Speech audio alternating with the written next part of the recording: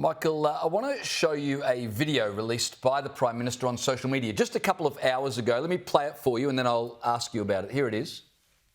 I'm here in Shanghai, China, supporting Australian businesses, supporting Australian jobs and supporting our economy. We know that 1 in 4 of Australia's jobs depends upon free and fair trade, and our biggest export partner is China.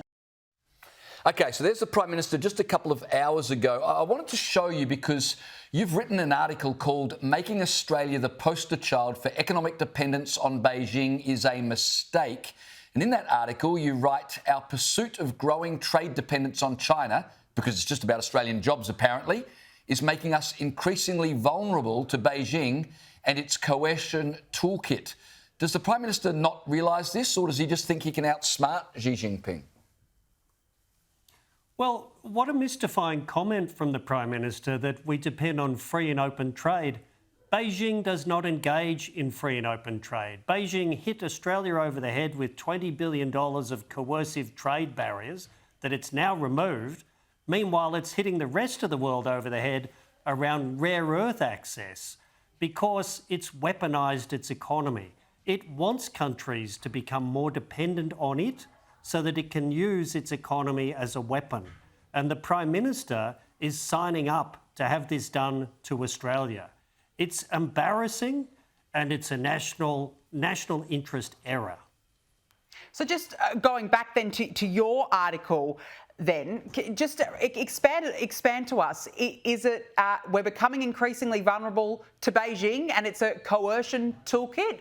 What do you mean by that? Well, we are growing both our exports to China and our imports from China. Other countries in the developed world, in the OECD, the 42-member grouping of democratic countries, are far less vulnerable because they don't send such a lot of their exports and take such a lot of their imports from that one place, China.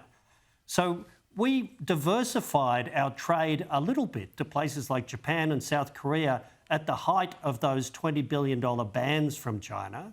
But we've gone back to sleep and now we're trying to grow it all back and more. In fact, the Treasurer is talking about growing our trade relationship. So's the Prime Minister, so's the Trade Minister.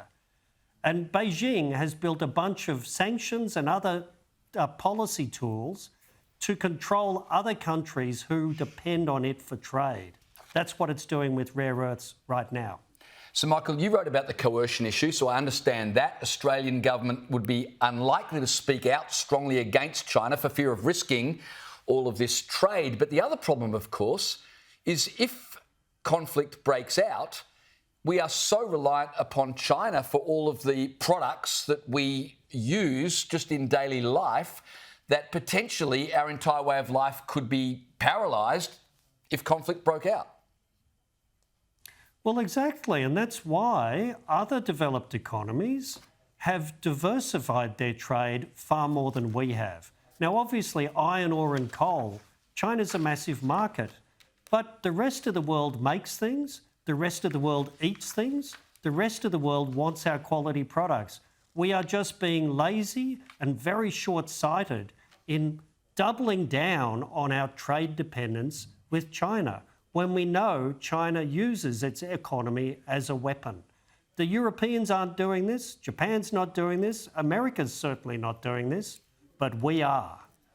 Yeah, to our own detriment as always. Michael Shoebridge, nice to catch up with you. Thanks very much for joining us on the show this evening.